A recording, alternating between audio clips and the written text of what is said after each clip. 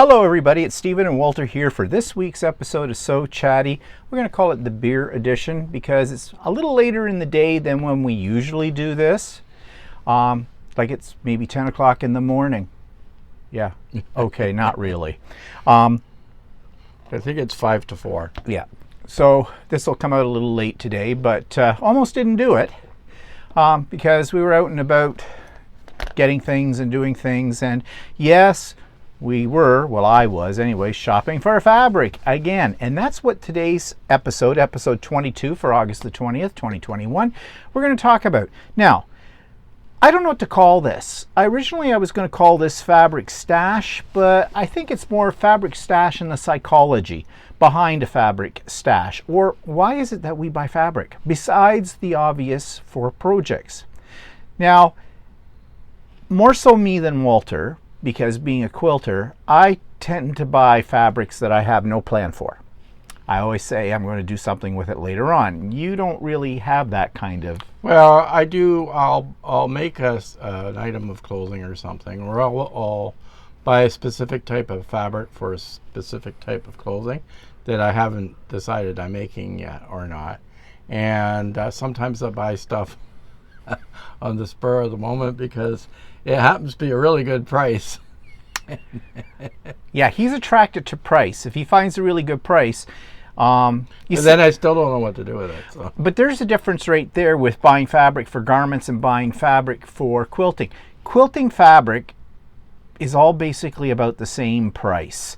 It may vary from one quilt store to another quilt store, from one online shop to another, but they're all within the ballpark of a few dollars per meter. As you know, I go to Ultimate Sewing. We go to Ultimate Sewing all the time, and they have a standard price. And I was going to look at my bill, and I forgot to look at it, what I bought today, because I think she may have put up her price on, I think she may have gone up to $17 a meter, but I'm not sure. I bought a specialty fabric that is a little higher price than the usual stuff, but I'm not sure if they all were that or not. I have to look at the bill and find that out. But nevertheless, the prices vary. I am a sucker for a sale too, but usually those happen online more so than an in-store kind of thing. And usually those sales, they're not all that wonderful. I mean, a good sale is 20% off your entire order. Sometimes it's sales on fabrics that are, because they're discontinued, they're trying to get rid of them, and they might have them as low as half price from what they usually charge. But that's not what attracts me to fabric. What attracts me is pretty, and I've told you that before, and I'll give you an example.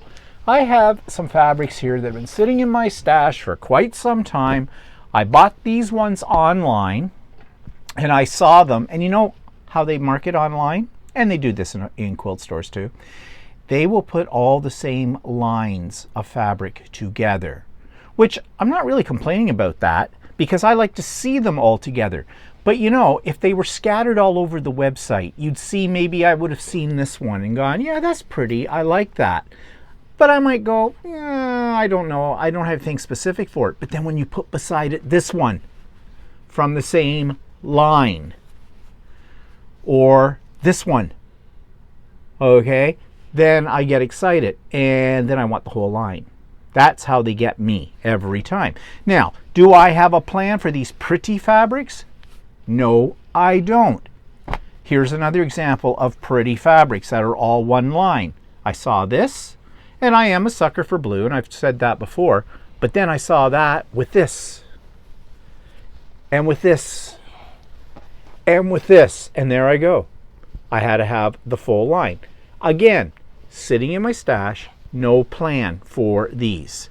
And I also start to hoard it because you go, I'm looking for a pattern that is worthy of these fabrics because I don't want to cut into them.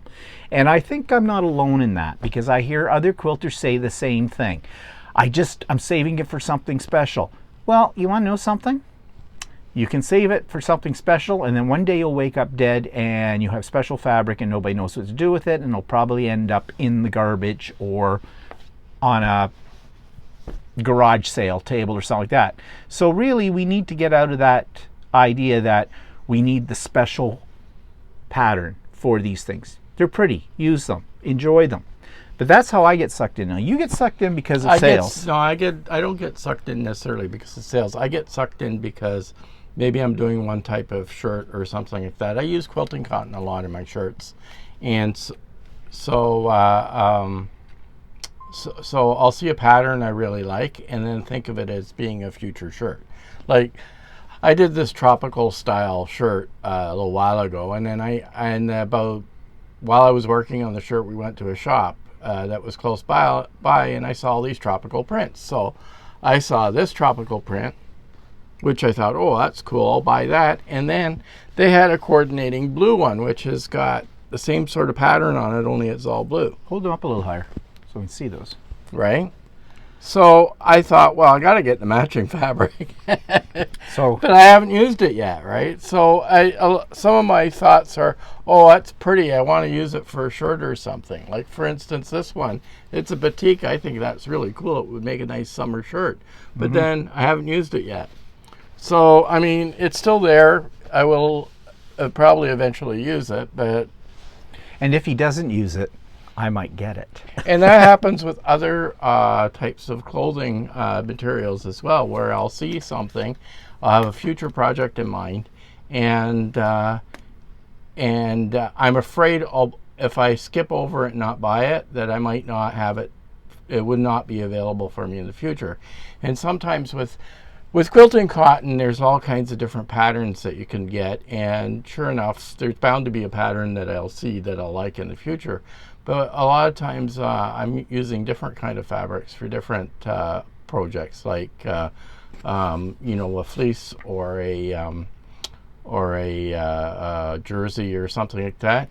And the selection of patterns in those products are not necessarily as easily to come by. Yeah, if you want a lot of patterns that are juvenile, that are for little kids, yeah, you can find lots of them. But if you want something that's more adult or a little more masculine, it's harder to find. So I saw this one a little while ago, and it's in French terry, and I decided to grab some before I couldn't find it anymore. It's kind of gruesome, but it's got skulls. Great on Halloween. it, There's a bug in here. and it's got different purple and a teal color in it. So I kind of like that, and before it disappeared, it's more like that you can make a sweatshirty type thing. Yeah, no one can see that when you're doing things. You can make a sweatshirty type thing. It's French terry, so you can feel it. It's a little bit more. Ooh, yeah, it's got stretch to it. Yeah. So, and of course, after I bought that, I had to buy some coordinating black. Black goes with everything. But I figure those things are all things I can use in the future if I'm doing a project with French terry or something. Black will never go, will always be of use. Yeah. And stuff like that. So that's sort of how I buy some of my fabrics. So, okay, I was going to say too, is there such a thing as design lines in garment? Well, I know there's design lines in garment I believe fashion. there is, but I don't really follow them. I just go for what pattern or what material or what weight that I need. See, I don't either, but there are some names I know, and when I hear that they've got a new line out, I want to check it out, like K Facet, Tim Holtz, Lori Holt, and Timeless Treasures, some brands, that kind of thing.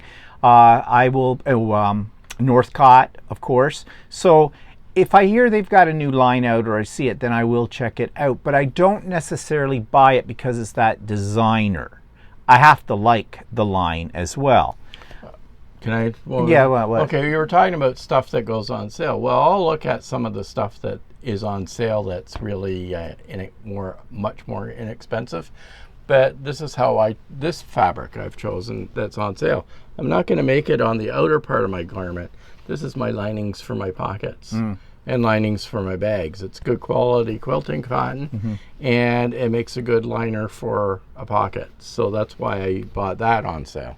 And I think that was about $7 a meter. So well, that was a good price with that. Now, I have bought some fabrics on sale like that. We went a few years ago, pre-COVID days, we went to a store in Stratford, Ontario called Ye Olde Quilt Shop, and she had wide back basically a remnant, but it was a wide back fabric, so 108 inches, and it was, I think it was 3 or 4 meters, and it was a ridiculously I think it was something like $30. Yeah, something like that. It was a really good price for it. So I purchased that because it would serve as a backing on a quilt, like the back fabric. So yeah, I have bought some things on sale. Well, I mean, I'm not against a sale. If I see something on sale, I'll check it out for sure. But I have to say, a lot of times in quilt stores when you go in and they're having a sale, or they have a sale table, that it's because it's the end of a line, or it's not much of it left, it's a remnant, it's the end of a bolt kind of a thing, which there's nothing wrong with that. The fabric is fine if it suits your purposes or whatnot, so I will check that out. Like actually this shirt I made from a remnant. It was a 3 meter remnant for $20. So I mean, that was pretty good. Yeah, that was a good price. So anyway, so that's pretty. Now I know a lot of people are into novelty fabrics, you know, with cute little things on them. Like, for example, I did not actually, well, I did buy this, but this was in sort of a grab bag at a quilt store. And one of the things that came in it was this piece that's got, like, feet. I think they're supposed to be Bigfoot feet. Yeah, this would be great for kids stuff. I think there were several in this line. Yeah, or monsters. Yeah, this one. And they turned out to be flannel too, and I'm going to talk about flannel in a moment. But these are not things that I would buy, but this was kind of in a remnant bag for a ridiculous little price, and there were some things in the remnant bag that I really liked, so I picked them up. But these, I don't think I will probably ever use them, but they're sitting in my stash. Now, the other thing about novelty fabrics, and I'm looking here, there are some novelty fabrics that I do like. Like, for example, I'm a sucker for butterflies on fabric.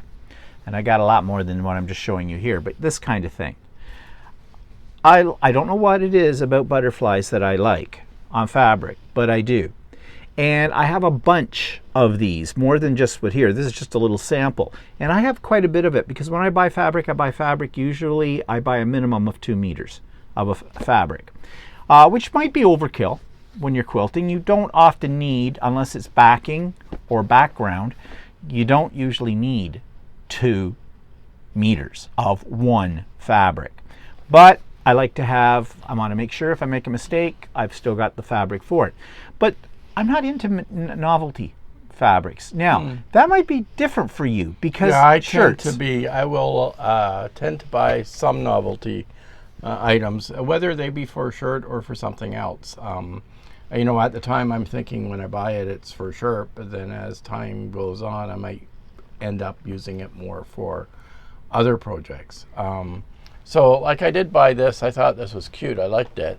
I thought it would make it an interesting shirt, but it's very bright, right? And it's all kitty cats on it. Now that one I like. But I was thinking maybe I would do something more like this, where I do a different color with it or something to tone down the brightness of the fabric, so it's not like neon when you walk into a room type. Now I could see that for a quilt for a kid, kind of a thing, or somebody that's a cat lover. And I think that's what appeals to me, is because I like things with cats on them too. Yeah, so I thought, well, okay, at the time I thought, I'll just buy some. And usually what I do is I buy 3 meters, because most shirts take, the most shirts that I make take 2.5 to 2.75 yards, and a meter is a little bigger.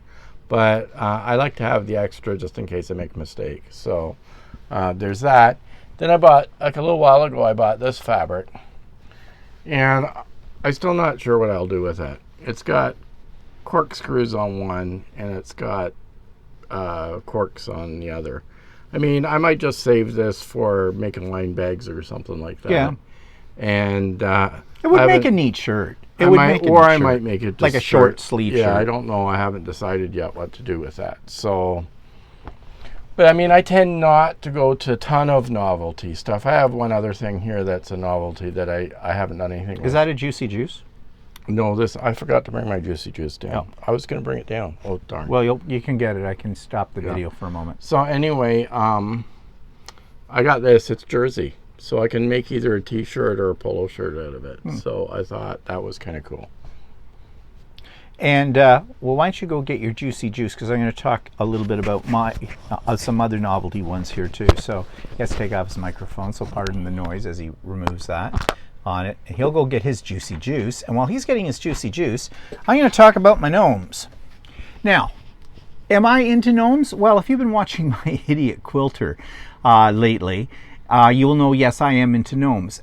I wasn't, though, before, until I started seeing the gnome fabric coming out, and it's Christmas fabric, although you can get it for other occasions as well.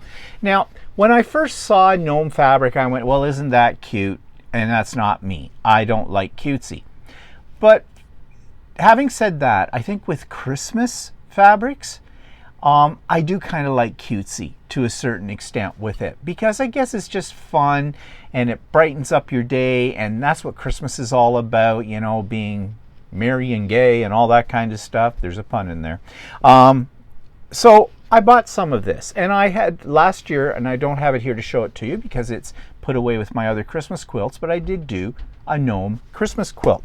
But then I saw this, and I really liked this. I thought this was really cool. Well, I bought this in cotton, and this is flannel. I have not used the flannel yet. I'm not even sure what possessed me to buy the flannel. I have never made a quilt with flannel in it. In fact, I have somewhat of an aversion to flannel, because it reminds me of when I was a kid in the wintertime. I had to wear flannel pajamas, and my mother put flannel sheets on the bed. So I was stuck to the bed and couldn't move, like a felt board kind of a thing. But I really like this design. So as I said, I bought this in cotton and I bought it in flannel. And, well, I haven't used the flannel yet. But there are some novelty prints that do appeal to me. But this is because it's for an occasion, Christmas. It's appropriate for Christmas, I think, the way it's designed. So you got your juicy juice? Yeah, so anyway, couple of years ago, we went away for a weekend. And we went into a quilt store, and at that point in time I wasn't even thinking about doing shirts or apparel or anything like that, and I was still sort of experimenting with quilting. Well, I've since sort of stopped doing anything with quilting. Oops. Be good to have your microphone on. I stopped doing anything to do with quilting, so but what happened was I saw this fabric, and it was a couple of panels, and it had all these coordinating fabrics for it. So I bought the panels, and I bought some coordinating fabrics at the store, but I was so gung-ho and wanted to get a lot of the stuff that coordinated with it. So I went to search online, and I bought a bunch of stuff online too that coordinated with it. And so now it just sits in a drawer because I don't know what to do with it. So, so these are the panels that I purchased, or a panel. I guess it's only one panel or whatever. Well, it depends. Is it repeating? Yeah, well, it's different on both sides. So. Oh, well. So it's like this on one side, and like this on the other side. So it's all very geometric, and that's Juicy Juice. That's the name of the designer. Yeah, Juicy Juice. And he spells it with a G and not a J. So he has some very neat, modern-looking stuff. They have coordinating fabrics that go with it, like this stuff. This panel that has geometrics on it as well, and some color, and sort of black and white with a little bit of splash of color. See, I would turn that into a modern quilt, and I think I would cut some of these individual squares out and build around them. And then they have fabrics in all different colors that go along with them. Like there's this fabric. That's very retro. Geometric type pattern on it, and this fabric that's got like a different kind of a pattern. It's got. That would make a nice shirt. Except I don't have enough of it. I only have about a meter of each of these fabrics. So, I mean, I could maybe make a shirt with different panels that are different colors. No, true. Very modern. But, and another one that's like this color.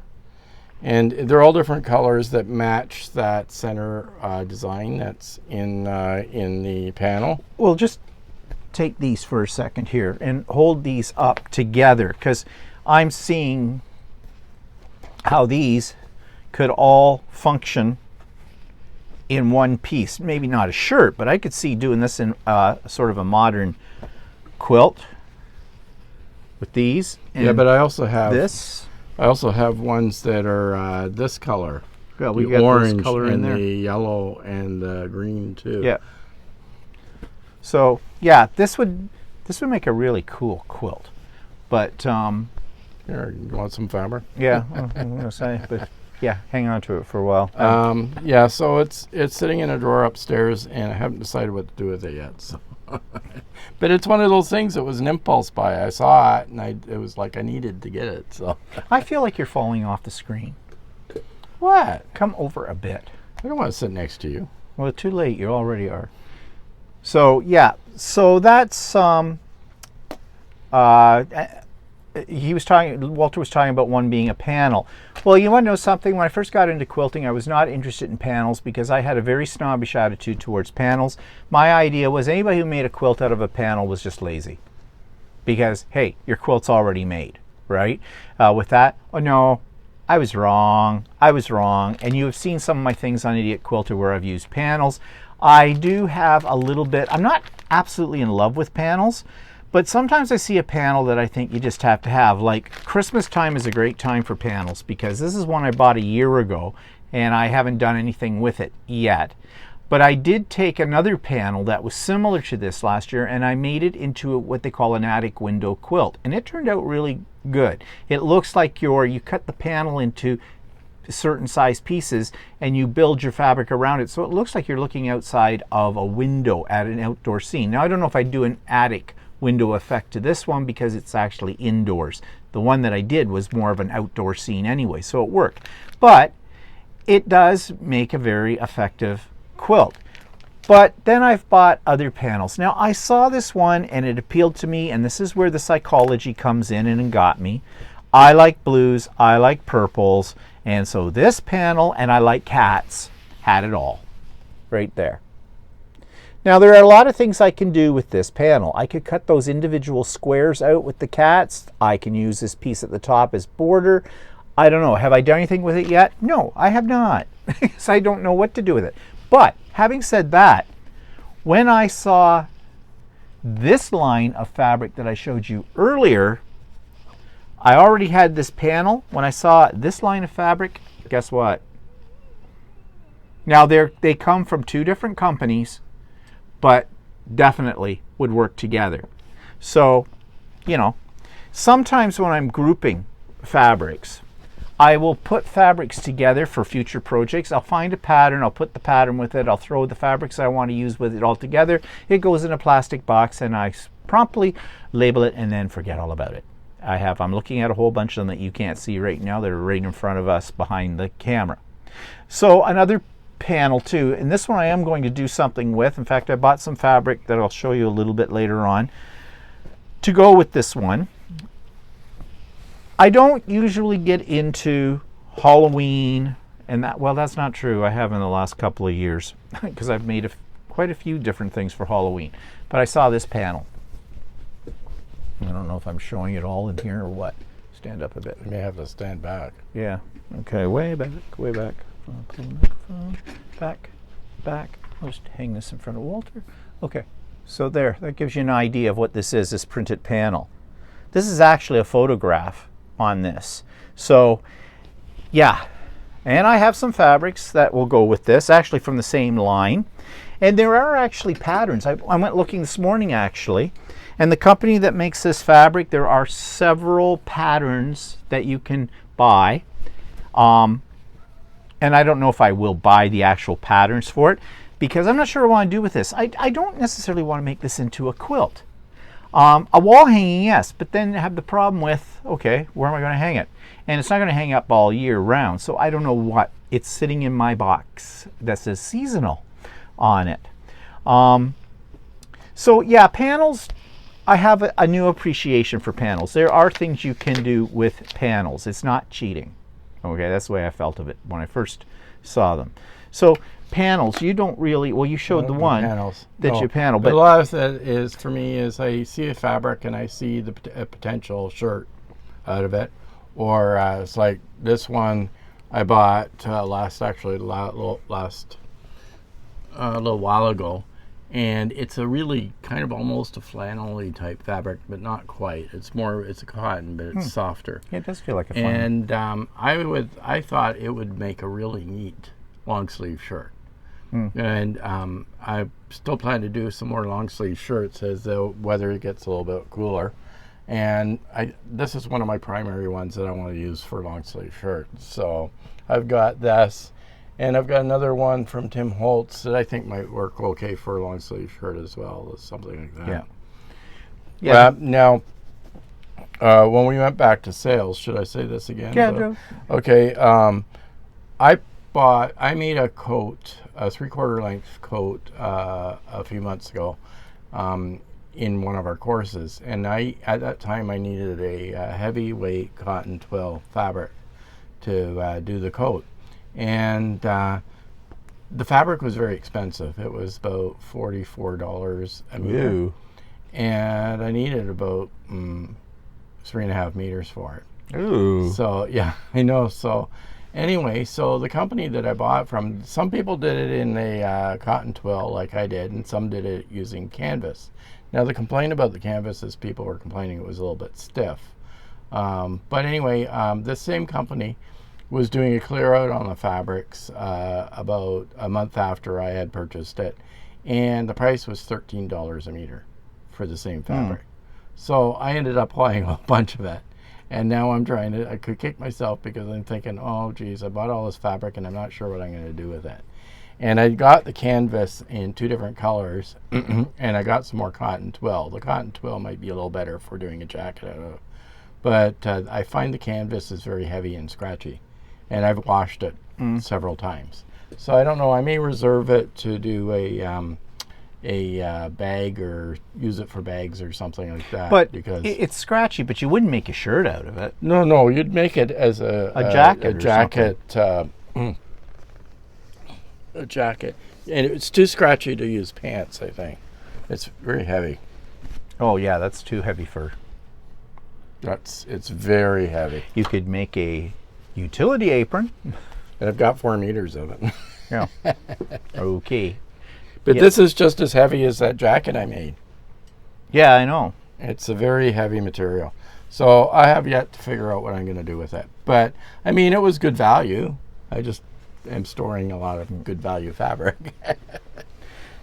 Now, the one exception, when I was talking about novelty fabrics and print fabrics, and I don't usually buy ones that are on the novelty style, except at Christmas, because I love Christmas fabrics. I have a big stash of Christmas fabrics, and you know, I love this kind of thing, this kind of thing. You've seen the gnomes, and I've got them in all kinds of different colors. I mean, I don't really consider these novelty fabrics per se. They are Christmas fabrics, but they are meant for, you know, a Christmas project. So these aren't things you're going to use for making a lot of different quilts. And to be honest, I am working on a Christmas quilt right now. It's August, I know. I'm getting ahead of the game because I'm thinking of it as a gift. Actually, I'm thinking of it as a gift for my hairdresser. It's made up of these types of fabrics and the whole bit. I just think they're pretty. And, you know, Christmas fabrics, can you go wrong with them? Yes, you can. Let me talk about ugly. I do have a few ugly fabrics in my collection. What possessed me to buy them? I don't know. I saw this one online, and I have to admit, it's the only time I've ever bought a fabric online where I was really disappointed in what it looked like, because the picture really didn't show it well. Well, you saw that picture that the print on it was actually a smaller print. Yeah, I did. I thought this print was smaller. I thought the blue was a little deeper, and it's also a gradient, and this is what I'm talking about, this one. Snowflakes, but you see, I mean, I like blue, and I'm not in love with this shade of blue. So there are some shades of blue I don't like. I can't see myself making this into a Christmas project. Maybe a bag, maybe with some other fabrics in it to go along with it to complement the color. I don't know, but yeah, it's an ugly fabric. I consider this an ugly fabric. So you make a mistake every now and Yeah, then. like, I mean, I didn't bring it down with me, but I ordered a bunch of stuff that was on sale at Christmas time from a fabric store. And at the time, I wasn't really checking for fabric weights when I was buying apparel stuff. And at the time, I was doing a shawl collar sweater, and I had purchased the fabric in a store. So the same store had similar fabric on sale, and it was a really good price. And I thought, well, maybe I'll buy some of that. Maybe I'll do another sweater or something. But the stuff I got was very flimsy and very had no structure to it. And it's sitting in the bottom of the bag because... And that's the one problem you don't usually have if you're buying quilting cotton, because quilting cotton is all pretty much the same weight. So if you're buying stuff online, and a lot of people say they don't like to buy fabric online because they want to feel it. Well, the thing is, most of it, even this ugly one, this is a quilting cotton. It's got the same feel as this, same quality.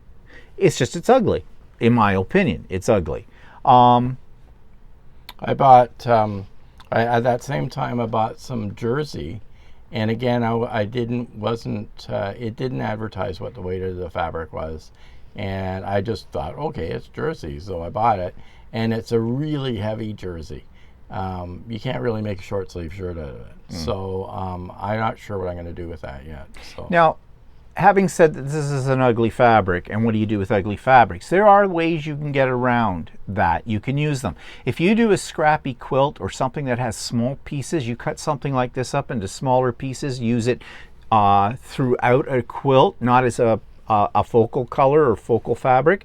You can bury it in something like that. So it's not, if you're really concerned about the fact that you spent money on an ugly fabric and you're never going to use it and you've lost all that money, well, there are ways to get around that. I can use it for pocket lining. Well, there you go. Well, that's the other thing. You could use it for a bag lining. Yeah, actually, I bought some of the stuff I bought on sale was actually meant for bag linings, and when I started doing gloves, they started becoming pocket linings. So you know, with a little bit of thinking, you can probably use that fabric in something else.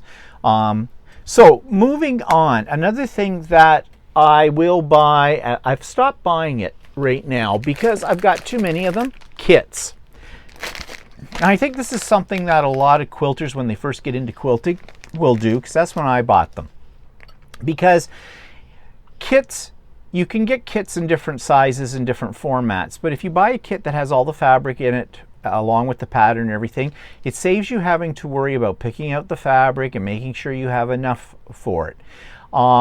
So that's one way. But the other thing too is, as you get into more experience with quilt making, you may not want to be pinned down to making that exact pattern or that exact kit. Using their fabrics. You might like the pattern, but you might want to branch out into different fabrics, make it a little bit your own. So there's pros and cons to buying kits. Also, kits can be expensive because you are buying all the fabric at once, and I think it probably works out the same as if you were buying the yardage, but I'll show you. For example, something that's very everybody loves is called row by row kits. This is a kit that makes a small table runner. I haven't made it yet. It's kind of a Christmassy, but it's Canadian themed. Actually, I should leave this out. I forgot I had it. The fabrics are already in here and they're already pre-cut. It's basically a very simple pattern because it's strip piecing. Yeah, I'll definitely leave this one out. It has some applique, and the applique is already cut out for you in this kit. But you can get these ones that are row by row, which are basically a row that's already designed, and usually this is on something like a shop hop, and you go from one shop to another for a certain number for a month or 2 months. These companies will put these together, these stores will put them together, and when you're done, if you buy all the kits, you create a quilt out of it. I have yet to make an entire quilt using row by row. Stonehenge, which is a Northcott fabric line, very, very popular, and I love the Stonehenge line. I was searching all over. Remember 2 years ago, we were hitting all the quilt shops up when they had their row by row, and I was trying to get every one of the kits. Well, they're sitting in another box. I got a lot of the kits. I didn't get them all, but I've never put it all together. again. So, you know, it felt like a great idea at the time, but then I lost interest, and there you go. It's sitting in a box waiting to go. But I'd always want to do a Lone Star. And this is a paper foundation pattern that I bought. It does not come with the fabrics. You still have to get the fabrics. It's kind of pricey, $43 for this, but it's all pre-printed foundation paper. And many of you have probably done this kind of thing before. The beauty of doing this, because I want to do this kind of thing, was I don't have to worry about Y seams when I do this. It'll all go together. Now, I've done one of these kind of kits before, but a much simpler one. I've had this for at least 3 years. I bought this very early in my quilting career when I first got started. I've never done it. It's sitting in a drawer marked projects. And ironically, I'm taking a class in November where we're making a Lone Star. Not this particular one, but I'm going to make a Lone Star. And I think it has Y seams, and we're going to learn how to do Y seams. I've done Y seams, but I need a refresher on how to do them. But you see, you can, and I've got other kits in here. I've got quite a few kits that I paid a lot of money for because they came with all the fabric, and I've never done them. However, if you're new to quilting, kits might be one way to go at first to get your feet wet, because you don't have to worry about what fabrics you're picking out, as I already said. And if you want to do something, well, I don't know if it's quick. It may not be quick, but at least it takes, you know, a lot of the decisions out of your control. You just follow the pattern and away you go. And then I bought these. These are called Thangles. Thangles are the same, they're paper foundation piecing, but you can buy Thangles so you can do triangles or half square triangles. Oftentimes they're referred to as triangles on a roll. They're just basic paper piecing. You lay down your fabric on them, you sew along the lines, cut along the lines, and you have half square triangles. And they're great for when you need to make a lot of half square triangles and for accuracy. But then they had a spin-off, and they had this one that does this cute little cat thing. I actually, it did come with, no, it didn't come with the fabric. It just comes with the paper. So I started this, and I didn't get very far. I've stuck it in here because I got really confused with how this one worked. Now, this is a while ago since I did this, and you can see the little pictures of what they look like when you're finished, depending on what colors you pick. Yeah, it's another one of those projects I got to go back to and try. And here's one too. I've never opened it, and it makes they call it the mini trio, and it makes table toppers. I thought it was a cute idea. Yep, they're sitting in a drawer. Haven't been doing them. Yep. So, too many other projects. So, kits are okay. Now, here's a question. Is there such a thing as a kit for making a garment? Have you ever seen one? No, but recently the group that I worked did a kit using a bag that came with all the hardware and everything, and the fabric and everything. But I don't think I've ever seen anything that you have a kit for a garment. Interesting. I wonder if there'd be a market for that, or maybe not, because people would be very particular. It's a garment, they're going to wear it, they're going to want certain Well, see, fabric. sometimes the patterns I've been using lately have come in a wide variety of sizes. But some patterns you have to buy the large size or the small size. And so I guess that would make it difficult. It makes it difficult because if you're a small person, you use less fabric, and if you're a big person, you use more fabric, right? Yeah. So putting it in a kit would be difficult to do. Okay. So having said that about kits and the beauty of kits, you can get them with the fabric and everything like that. So it takes the, you know, the worry out of picking the right colors and things like that. Another way to get around that, we've talked a little bit about this before, so I'm not going to dwell on it, are pre-cuts. This is a charm pack, this is a strip pack, this is a layer cake. I like pre-cuts. I like them for two reasons. One, it takes all the guesswork out of buying coordinating fabrics. These all go together.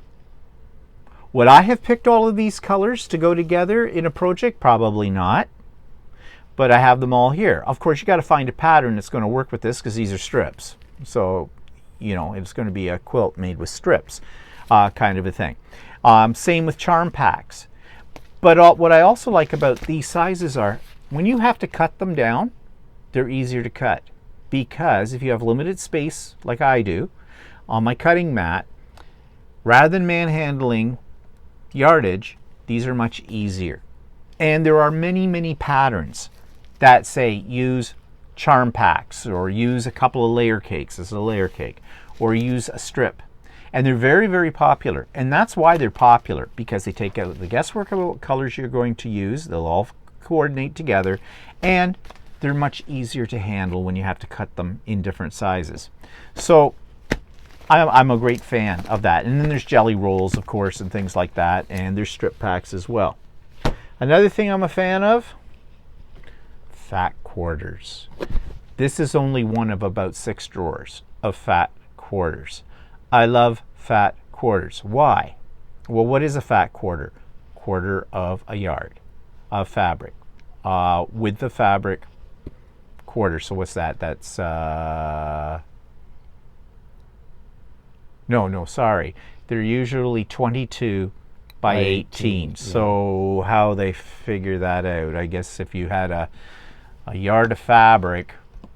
Well, actually, that would be, so, that would be a yard, because 18 times 2 is 36, right? Yeah, so. Yeah. So that's why they call it fat quarters. You can also get fat eighths, and you can get fat sixteenths. I saw a pattern the other day that took fat sixteenths. I'm thinking, well, that's a scrap, really. But I buy these all the time. Now, one thing about them is you get a lot of bang for your buck. Well, you think you do. You buy a fat quarter, and they range in price anywhere from $3.50 to $4.50 usually. Okay, depending on the store you're in that have the fat quarters, because oftentimes the store themselves will make up their own fat quarters, and they'll do it from remnants, but they don't have enough left on the bolt of fabric to sell it as a full yard or something like that. So they'll make up these little fat quarters from what's left over. Well, for example, at Ultimate Sewing, their fat quarters usually run about $3.50. Okay, if there's 4 fat quarters in a meter, a yard. Well, a yard, but we buy it in meters. Yeah. But they're still, that's the other thing. Here in Canada, these are fat quarters, so they're based on yardage. But if you go into the store and you buy your fabric, most of them are selling it by the meter. Yeah. Anyways, for the sake of logistics here, we won't worry about that. So basically 4 of these at $3.50 a piece equal, what's that, $14. Okay, so you're getting a meter of fabric or a yard of fabric for $14 a yard, if that's the price. Now Shirley's very good on her prices. In fact, I think most places I go to, I find them more at around $4 to $4.50 for them. So really, you're not saving any money by buying fat quarters, but let's say you don't need even a half a yard or something like that. You can get away with fat quarters. And like I said, with pre-cuts, these are a form of pre-cut. If you're doing little pieces or whatever, well, you can use these. Again, easier to manage. Yeah, now, like I was using fat quarters to make masks. Yeah. And for just bags and stuff like that too. And I'll use fat quarters to make table runners and placemats quite a bit. Now, this box that I have here, I pulled this one out in particular because you see what it says on the end? Flannel Fat Quarters. This was a mistake. Mm-hmm. I was at a retreat back pre-COVID days. A lady came in with the retreat from a local quilt store, and she had a table full of things to sell, and I saw all of these. This was all one bundle. Look at the colors, the range, the rainbow. And I think these cost me they were on sale. I think she was selling them for about $65. That was a really good price. Here's the stupid thing. I didn't bother to feel them. They were tied up, but they weren't in plastic. And I wasn't even thinking. Like, they're nice. Well, they're nice and soft. Yeah, didn't think about it. I was just excited by the color because color excites me. And I purchased these, and I have not used one of them because they're flannel. I know people, well, in fact, I asked somebody, it was probably a stupid question when I asked it, but I said, can you mix quilting cotton with flannel in a quilt? And I was told, yeah, sure you can. Why not? But I was asking actually Shirley today at Ultimate Sewing about flannel. I talked about the gnome flannel that I had, and I said I haven't used it yet. And I said, I'm not sure what to do with it. And she goes, flannel. Well, she says, I don't know if I'd use it either. And I've also heard that flannel will shrink if it's not pre-washed. Well, I'm not going to pre-wash these. Maybe one day I'll just sit down, design a small quilt. I'll make it all out of these flannel fat quarters, and if it shrinks, well, it'll all shrink together, and we'll see how it works out like that. It might make a nice backing on a baby quilt, because it's soft and it's cuddly, and little babies, so it doesn't scratch their little skin. Yeah, I'm not making a baby quilt unless there's razor blades. Sorry, I shouldn't say that. I've never made a baby quilt. Never, ever, ever. Because the people I know are like way past their childbearing years, and maybe they're having grandchildren, but I don't care. So I would consider it maybe if one of my nephews or nieces or that have a baby sometime down the road. But by the looks of things right now, none of that's not happening too soon. So anyways, but yeah, that was a mistake. But it was so pretty, and that's the psychology behind it. It sucked me in. I saw those colors. When they put those bundles of fabric together, that is a selling technique. I mean, yes, it's great. They all coordinate. Yes, they're all a certain same size, and they look so pretty. People put them on their shelves to decorate, and I've got some behind that quilt over there. In fact, you can see them peeking right up over here, right there. There's a lovely bundle. That was an expensive bundle. That was about $165. Haven't taken the binding off it. I don't want to touch it. It's so pretty. But again, like I said before, you got to use it. Use it or lose it. So, pre-cuts. Specialty fabric. Well, you've already talked about. Yeah, I've already talked about canvas and French jersey and French terry, whatever it is. Jersey. Done anything in a double knit? Do they do things in double knit these days? Yeah, well, isn't that like a type of jersey? It's a knit fabric. I don't know. I hear Jersey. I think of the state, New Jersey. I don't know. Jersey's a knit fabric. So. Well, I have. Now you're going to wonder, why would a quilter have this? I have organza. Oh, is that for your tutu? Yes, my tutu. Why do I have organza? Well, because I decided to do an art wall hanging piece where you take all these scraps, bond them to a background piece of fabric, and you can take the organza and sew it over top of it, hold everything down, and organza you can sort of melt into it a little bit and that kind of thing. And when I made that piece, I didn't use this fancy. In my shedding? Oh, God. Oh, it's got sparkles on it. That may be why I bought it. But I've got all kinds of organza, and it sits in this bag. Haven't got a use for it yet. That was a little experiment. It was fun. I made it once. Moving on from that. So, specialty. But not something a quilter would usually buy is organza with that. But you never know when you need a tutu, right? Another kind of specialty fabric that I've got, and I did make a quilt out of this. This is my little bag of what's left of my Australian tea towels. The first trip when we went to Australia, I decided, I had just gotten into quilting. So I thought, well, I'll buy tea towels. Tea towels are strong, they're linen. I didn't know a lot about fabric. And that isn't actually, but this, they're very pretty. A lot of the tea towels they had, and they had words on them, about places in Australia. They have Aboriginal artwork on them, which is all very nice. So my second quilt that I ever made was made out of tea towels. And I have scraps left over, and I'm saving these scraps. It's not soft stuff. That quilt that I made, I'm dropping it on the floor. That quilt that I made is as heavy as hell. And it's scratchy. Now, it's never been washed. At that stage when I was making quilts, I never washed my quilts after I made them. The canvas will go softer as time goes on. Well, like a tea towel and that. But I don't know. I don't want to wash it because I don't know if the colors will fade in it because these came from all different places. They're not by the same manufacturer. You know, you don't know what the process is. But you can. Now, you see this bag that I've got them in? That's made out of a tea towel.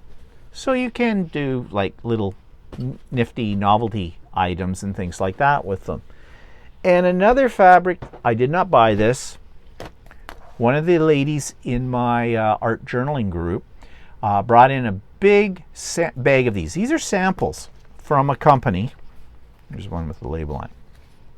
That a friend of hers worked for or something and got these. These are actually swatches for heavy, this is upholstery fabric, basically. And you see it's still got the label on it. It was a sample. And the samples are about the size of a fat quarter. It's good fabric, but it's not meant for quilting. But nobody else wanted it, so I took a whole bunch of it, and I've never really used it for anything. Now, my thoughts were, though, I could make bags from this. Have I? No. And some of it's kind of pretty. I mean, well, it's got a pattern to it, you know, this kind of thing. So that's just fabric that was a freebie. Didn't want to see it go to waste. I should re-gift it to somebody else that might use it for something like that, you know. So I've got that kind of thing. Okay, so anything else that you want to talk about before I show what I bought today? I don't think so. I went through pretty much all the reasoning behind why I buy certain things. So sometimes I have a use for it, sometimes I don't. Sometimes it's after I've made a project using that material, and I think, oh, I need to get some more and use it for another project, and then I haven't gotten around to doing it. So. And that's part of the psychology behind buying fabric. We are fabric hoarders. Sorry. Well, possibly that too. Like today, we were in Ultimate Sewing. I went in with, because there was a line of fabric that I wanted that I had seen online, and Shirley had not seen it until I told her about it, and she said, I went in today too, and I saw a few fabrics I could have purchased, but I didn't. I refrained because I have a pile of fabric that I still need to use. So I'm a little disappointed in what she got in, because there's a whole lot more to this line. This is the one I saw first, and I really liked. And then she got this one in, which will go with this. And she got this one in. She had a fourth one, but I really didn't like the fourth one. It was too light in color for me. I really like this fabric. I think it's called Luster. It's by, it's a batik, Banyan Batiks by Northcott. I may go online and I may order some more of it, but I have no plan for it. It's pretty. It would make a really nice shirt. But there's not enough there. I only got 2 meters of each. So I'm not that crazy about the color in these ones.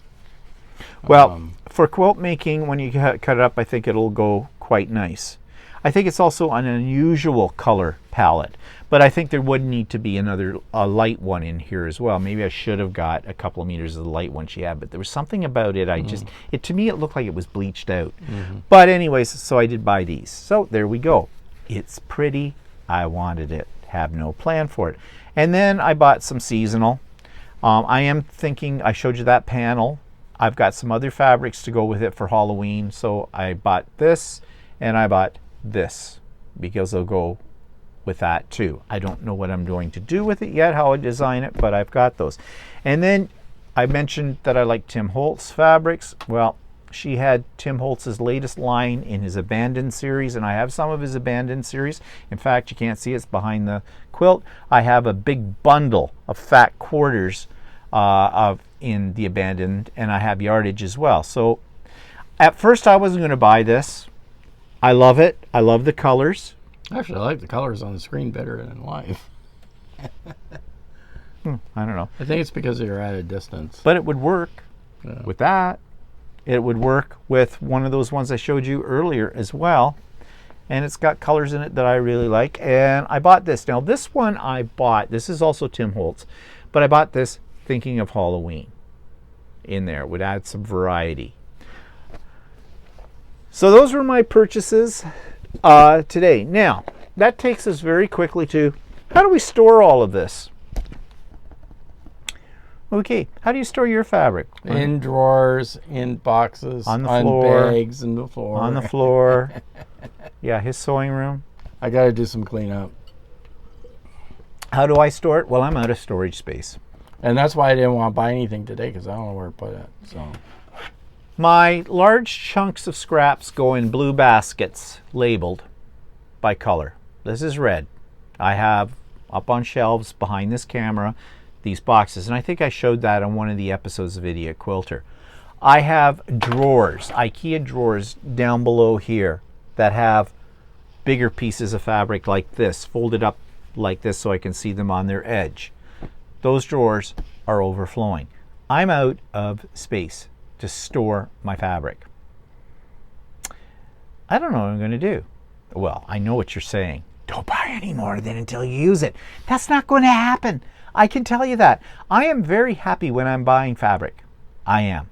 It's just, I just want to roll in it, you know. So I don't know what I'm going to do. And some people have asked, do you save your scraps? Oh, yeah. Yeah, I have a box of scraps. This is, no, I don't have a box. I have 6 or 7 of these boxes full of scraps. And I have an overflowing bag. And you want to know something? I will never use these scraps. I might reach in here if I'm looking for something in particular, but most of the time I won't. I'll just go out and buy yardage with it because I don't want to go through this. I don't organize them by color because I'll be here until doomsday trying to do that with all these boxes. Now I do have a thought. I'm thinking of sewing up like pillow slips basically and using these as filler in them and make some cushions out of it all. You can make dog beds. That's very popular. People make dog beds out of their scraps and they take them to local animal shelters and things like that, which is an idea, or kitty bed or something like that. So yeah, I even save salvage because I saw at our local art gallery, they had a sort of a market one year there of local artisans products, and one lady made bags all out of salvages, and I thought it was really cool. So I started to save my salvages. I have a great big huge box over there of salvages. Have I ever made a bag with them? No. I have sewn salvages into scrappy quilts, but not very often. When you're dealing with a piece of salvage, you're sewing little bits of fabric together, you know, and it's kind of tedious. So yeah, but do I get rid of them? No, because I keep thinking someday. Yeah, someday's never going to come with those. So that's one of my problems with storage. I could get more space if I got rid of the crap that's here. Okay, so I think that's all I have to show today. And so this whole episode was basically Walter came up with this idea. I don't know why, but he did. It wasn't a suggestion from somebody else. I have no idea what we're going to do on the next episode. I know I've said that several times after others. Do you have any ideas for another episode? Maybe next week I will. I don't know. Well, I hope. Think about it. And if you've got some ideas, we're all ears. Let us know. Let us know what you'd like to see short of a tutorial, okay? Because in the time here and we just can't do a tutorial. I've done one tutorial. It's online. And I haven't done any more. So Walter's not going to show you how to make a shirt, and I'm not going to show you how to put together a quilt. Small little tip things that we could manage. Yeah, sure. Maybe. You know, like how to thread your needle. Or something like that. I don't know, how to clean your machine. But we've already talked about those things. So if you've got some ideas out there, we're all ears. Let us know. It'll make it more interesting if we do. Okay, so stop my rambling. I think that's about it. Any thoughts? Not really. Yeah, so if you want to save money, just don't buy any fabric. Yeah, but okay. You're well disciplined today. You didn't buy a thing. I didn't buy She had some new lines in there and the whole bit, and I bought more than I was going to buy. And Shirley was showing me a few things too, because Shirley knows when we walk in the door, it goes ka-ching, ka-ching. Okay. Yeah. Her ploy today did not work that well on me. Well, she was showing me some fabrics that I didn't really like. Yeah. I saw a couple of fabrics that I could have purchased, but I need to use up some more of my fabric before I can buy any more. So yeah, that's the song and dance number all people who sew or quilt say. Oh, I'm not going to buy any more fabric until I use up what I've got. Yeah, good luck with that. It's not going to happen. Okay, so if you got ideas, put them in the comments below or send us an email. Okay, have a good week. Don't get buried in your stash of fabrics, and we'll see you next week. So say goodbye, Walter. Goodbye. Walter.